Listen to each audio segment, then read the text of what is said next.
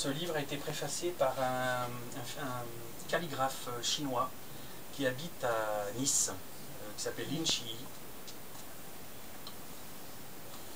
Et il a donc, vous verrez dans le livre qui est là-bas aussi, il a fait une préface très belle, dans laquelle il a rebondi en fait. Il a rebondi à l'ouvrage. Il dit d'ailleurs, il y a deux manières de faire une préface en Chine, c'est soit on parle du texte, soit on rebondit de manière intuitive, et il a fait ça.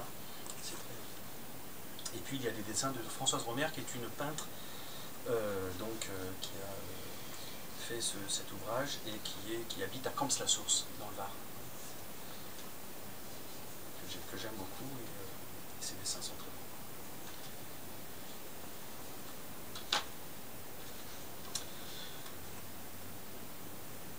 Avant d'atteindre Pékin, l'avion. Avant d'atteindre l'avion, le train.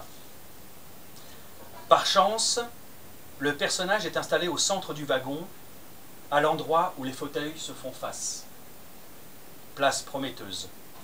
Confort et observation. Dès les premières vibrations étouffées du départ, presque inexistantes, les premières gifles tombent, et les premières caresses aussi. Toute étrangeté bouscule, soit par choc, soit par douceur, par humour, par tendresse. Claques et câlins symboliques. Et dans les deux cas, secousses assurées, les agréables et les désagréables.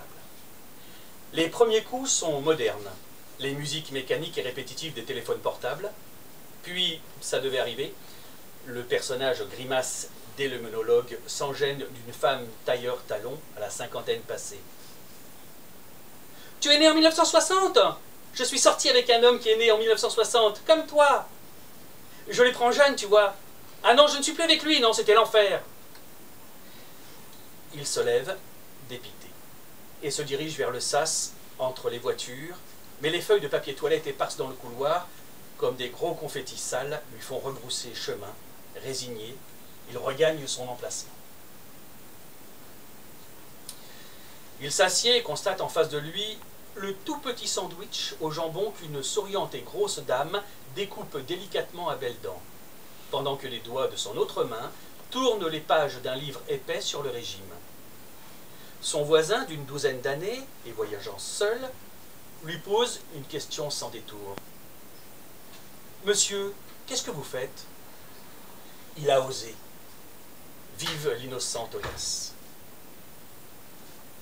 Étrange cette demoiselle, voile noir sur les cheveux et soleil sur la peau des avant-bras. Cacher ses cheveux et montrer ses bras. Étrange et fantaisie. Étrange également toutes ces terres parcourues, traversées, déchirées. Ces forêts étonnées, ces bois saisis, ces bosquets surpris. Ces cours et ces maisons visitées, ces routes suivies puis délaissées, ces herbes et ces talus furtifs, instantanés.